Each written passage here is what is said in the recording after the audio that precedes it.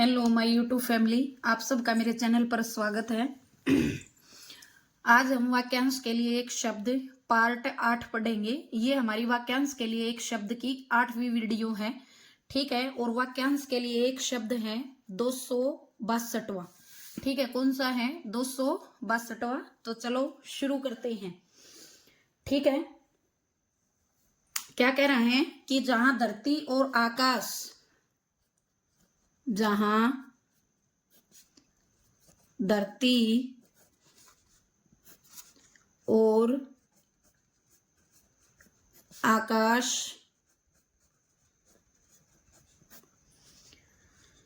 मिलते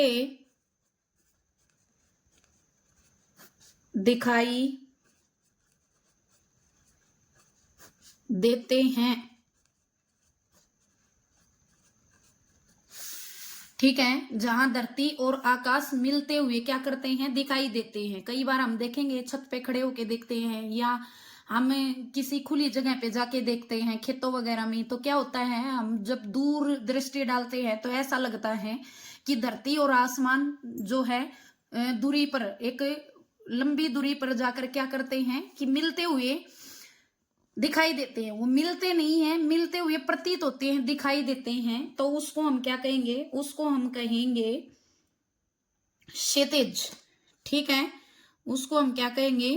क्षितिज कहेंगे। क्या कहेंगे? उसको हम क्षितिज कहेंगे। अगला है वाक्यांश के लिए एक शब्द हमारा, जो क्षमा किया जा सके। जो क्षमा किया जा सके, किया जा सके। क्षमा का मतलब क्या होता है? क्षमा का मतलब होता है माफ, ठीक है। क्षमा का मतलब क्या होता है? माफ। जो माफ किया जा सके, जिसको माफी दी जा सके, उसको हम क्या कहेंगे? क्षम्य कहेंगे, ठीक है। क्या कहेंगे? उसको हम क्षम्य कहेंगे। अगला देखिए, क्या कह रहे हैं? जिसका कुछ ही समय में नाश हो जाए। जिसका कुछ ही समय में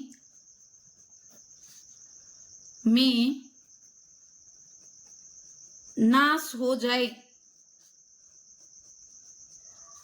नाश का मतलब नष्ट, कोई भी चीज, ठीक है। कोई भी चीज क्या हो, क्षण भर के लिए होती है, तो उसको हम क्या बोलेंगे? क्षणभंगुर बोलेंगे, ठीक है।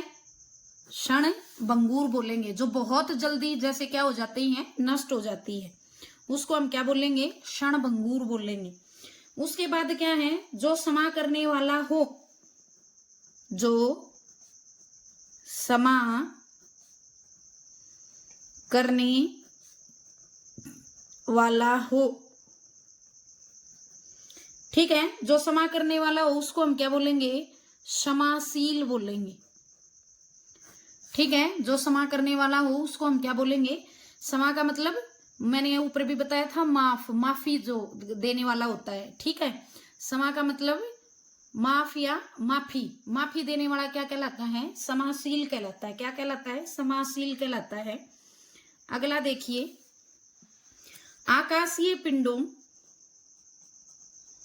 आकाशीय पिंडों का विवेचन करने वाला शास्त्र, ठीक है। आकाशीय पिंडों का विवेचन करने वाला शास्त्र क्या कहलाता है? खगोल शास्त्र कहलाएगा। क्या कहलाएगा भाई? खगोल शास्त्र कहलाएगा। जो अंतरिक्ष से संबंधित जो चीजें होती हैं वो किस में आती हैं? वो खगोल शास्त्र में आती हैं, ठीक है। अगला देखिए, जो व्यक्ति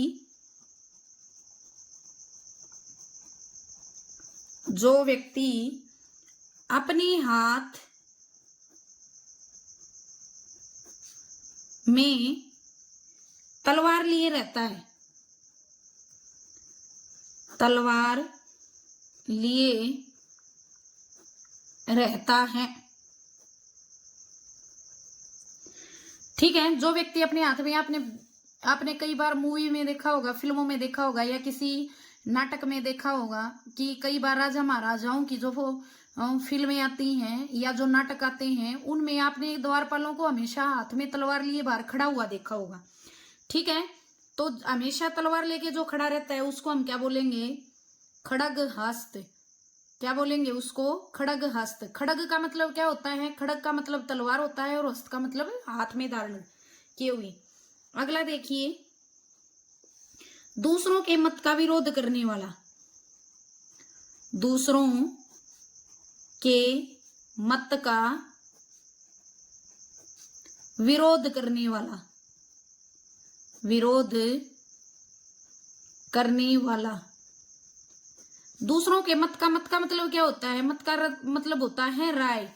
ठीक है, राय देना। ठीक है, अपना मतलब अपनी विचार प्रकट करना या राय देना कि भाई इस काम के लिए मेरा ये मत है। ठीक है, इस विषय में मेरा ये मत है, मेरे ये विचार हैं। तो ये चीज होती है। मत का मतलब क्या होता है? राय। और उसका विरोध मतलब उसके विरुद्ध बात करने वाला क्या कहलाता है? दूसरों के मत का विरोध करना क्या कहलाता है भाई? खंडन कहलाता है। क्या कहलाता है? दूसरों के मत का अगर विरोध करे तो क्या कहलाएगा? खंडन कहलाएगा। उसके बाद है खाने योग्य वस्तु। खाने योग्य वस्तु। जिस वस्तु को हम खाते हैं, खा सकते हैं, उसको हम क्या कहेंगे? खाद्य। खाद्य कहेंगे। या इसको हम ये भी लिख सकते हैं, खा द के नीचे अलंत और यह, क्योंकि द प्लस यह से मिलके क्या बनता है? ध बनता है। ये एक संयुक्त व्यंजन है। ठीक है, अगला देखिए, अगला क्या कह रहा है कि आकाश में विचरण करने वाले। आकाश में विचरण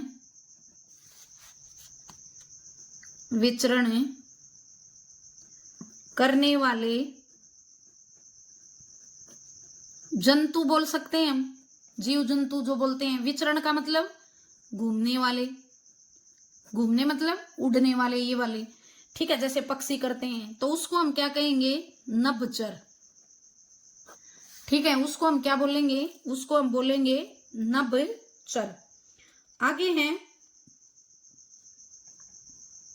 शरीर का व्यापार करने वाली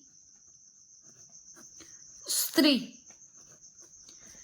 ठीक है, किसका व्यापार करने वाली? शरीर का व्यापार करने वाली स्त्री जो होती है उसको हम बोलेंगे गणिका। ठीक है, उसको हम क्या बोलेंगे? गणिका बोलेंगे। अगला देखिए, जो अशिष्ट व्यवहार करता हो। जो अशिष्ट व्यवहार करता हो। ए का मतलब नहीं, शिष्ट का मतलब सभ्य। जो सभ्य व्यवहार नहीं करता, जो अच्छा व्यवहार नहीं करता, उसको हम क्या कहेंगे? गवार कहेंगे। ठीक है, उसको क्या कहेंगे? गवार कहेंगे। कई बार कुछ बेतुकी बातें कर देते हैं जो सभ्य नहीं होती, तो हम ये कहते हैं चल छोड़, कोई नहीं है, पढ़ा लिखा है, गवार है, इसको ऐसी बातें करनी आती। तो जो अशिष्ट व्यवहार करता है उसको हम क्या कहेंगे? जो अशिष्ट व्यवहार करता है उसको हम गवार कहेंगे। अगला है जिसका अर्थ स्वयं ही सिद्ध है। जिसका अर्थ स्वयं ही सिद्ध है। ठीक है, उसको हम क्या कहेंगे? सिद्धार्थ कहेंगे।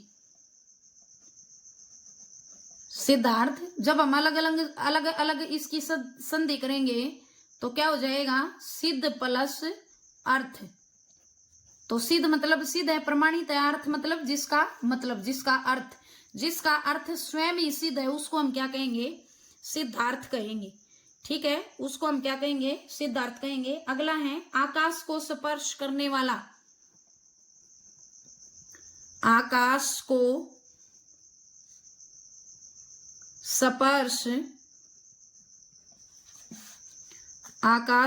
स्पर्श करने वाला। स्पर्श का मतलब क्या होता है? स्पर्श का मतलब होता है छूना, छूने वाला। ठीक है, उसको हम क्या बोलेंगे? गगनचुंबी। आकाश को स्पर्श करने वाले को हम क्या बोलेंगे? आकाश को स्पर्श करने वाले को बोलेंगे हम गगनचुंबी। ठीक है, अगला देखिए, जिस नाटक में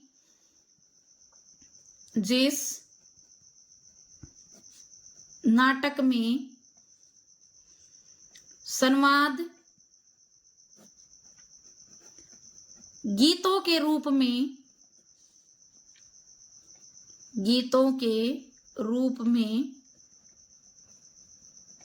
लिखे गए हों। संवाद का मतलब क्या होता है? संवाद का मतलब होता है, वैसे तो अगर मैं बात करूं तो संवाद का मतलब होता है बातचीत। ठीक है, संवाद का मतलब वैसे तो क्या होता है? बातचीत होता है। लेकिन जिस नाटक में जो बातचीत है वो किसके रूप में? गीतों के रूप में लिखी गई हो। गीतों के रूप में मतलब लय, ताल, तुक सब चीजों का ध्यान रख के जो की गई है उसको हम क्या कहेंगे? उसको हम कहेंगे गीति नाटिका।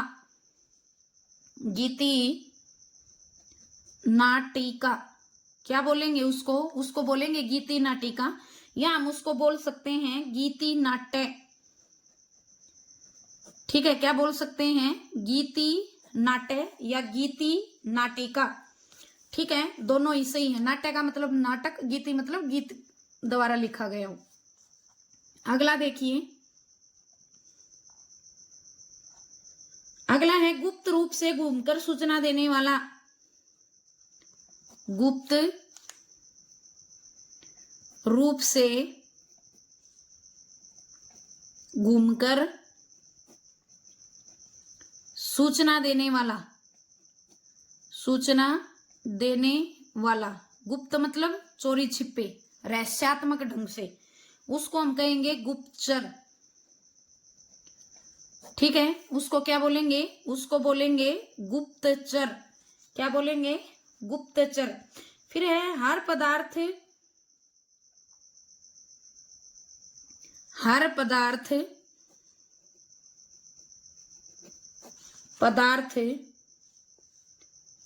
को अपनी ओर आकृष्ट करने वाली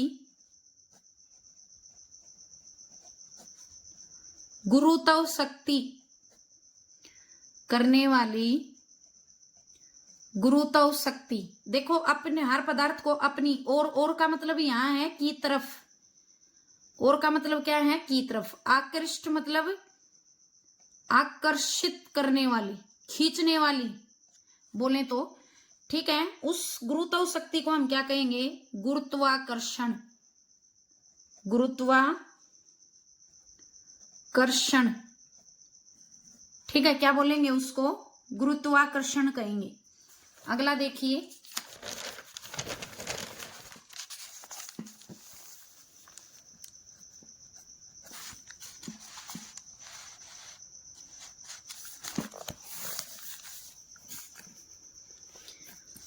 अगला है जो बात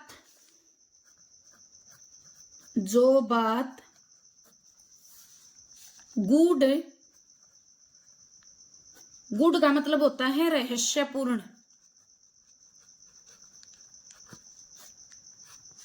हो। ठीक है, जो बात गूढ़ या रहस्यपूर्ण हो तो उसे हम क्या कहेंगे? गूढ़ोक्ति कहेंगे। ठीक है, उसको हम क्या कहेंगे? गूढ़ोक्ति। गूढ़ोक्ति क्यों कहेंगे? क्योंकि गूढ़ प्लस उक्ति। गूढ़ का मतलब गुप्त रूप से, उक्ति का मतलब क्या होता है? कथन। ठीक है, गूढ़ रूप से कही गई हो, रहस्यपूर्ण जो बात की गई हो उसको हम क्या कहेंगे? गूढ़ोक्ति कहेंगे। ठीक है, अगला है घर या देश के अंदर ही लोगों की आपसी लड़ाई, आपसी लड़ाई क्या कहलाती है? ठीक है, किसके अंदर? घर या देश के अंदर, या तो घर में हुई हो या अपने ही देश के अंदर जो लड़ाई होती है, आपसी लड़ाई होती है, उसको हम बोलेंगे गृह युद्ध।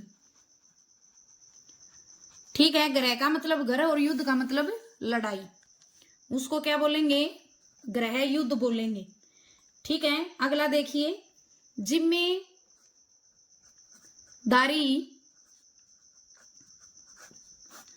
जिम्मेदारी पूरी न करने वाला, पूरी न करने वाला। ठीक है, तो ये तो आप सबको ही पता होगा क्या होता है, गैर जिम्मेदार। ठीक है, गैर जिम्मेदार।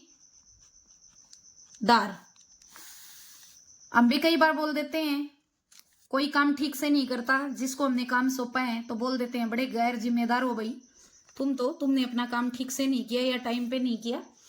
तो जो अपनी जिम्मेदारी पूरी नहीं करता उसको हम बोलते हैं गैर जिम्मेदार। ठीक है, क्या बोलेंगे? गैर जिम्मेदार। अगला है दिन और रात्रि के बीच का समय। ठीक है, दिन और रात्रि, रात्रि का मतलब होता है भाई रात, दिन और रात के बीच का समय क्या कहलाएगा? गोधूली वेला। क्या कहलाता है? गोधूली वेला कहलाता है। अगला देखिए, जो ग्रहण करने योग्य हो, जो ग्रहण करने योग्य हो। ठीक है, जो ग्रहण करने योग्य हो उसको हम क्या कहेंगे? ग्राह्य कहेंगे। ठीक है, ग्रहण का मतलब होता है जो लेने योग्य हो। ठीक है, ग्रहण का मतलब क्या होता है? जो लेने योग्य हो, उसको बोलते हैं हम ग्राह्य। अगला देखिए, जो छिपाने योग्य हो, जो छिपाने योग्य हो, तो जो छिपाने योग्य हो उसको हम क्या बोलेंगे? गोपनीय, या बोलेंगे गोप्य। जो छिपाने योग्य हो उसको हम क्या बोलेंगे? गोपनीय बोलेंगे, या क्या बोलेंगे? गोप्य बोलेंगे। अगला देखिए, अगला है जहां से गंगा नदी का उद्गम होता है, जहां से गंगा नदी का उद्गम होता है। उद्गम का मतलब होता है निकलती है। ठीक है, जहां से गंगा नदी उत्पन्न होती है, निकलती है, बहती है, उसको हम क्या कहेंगे? गंगोत्री। क्या बोलेंगे उसको हम गंगोत्री बोलेंगे। अगला देखिए, घास खोदकर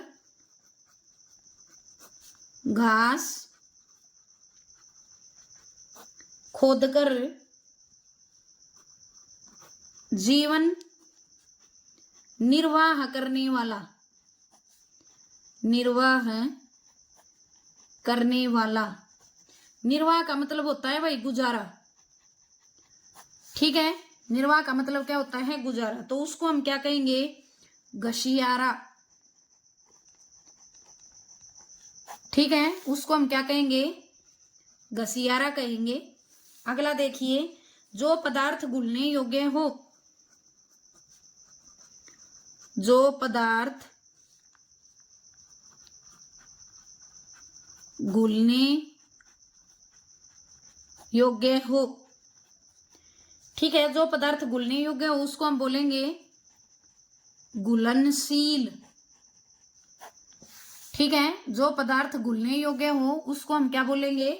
घुलनशील। ठीक है, तो आज के लिए इतना ही। मैं सारे जो है वर्णमाला, जैसे ए से लेकर और श्रेय तक जितने भी वर्णों से शब्दों की शुरुआत होती है वो वाक्यांश के लिए एक शब्द सारे करवाऊंगी। और इनमें से अगर आप सारे अच्छे से पढ़ लोगे तो इनसे बाहर परीक्षा के अंदर कोई भी वाक्यांश के लिए एक शब्द नहीं आएगा। ठीक है, तो आज के लिए इतना ही। अगर मेरी वीडियो आपको अच्छी लगी हो तो इसे लाइक करें, शेयर करें, कमेंट करें और मेरे चैनल को सब्सक्राइब करें। धन्यवाद।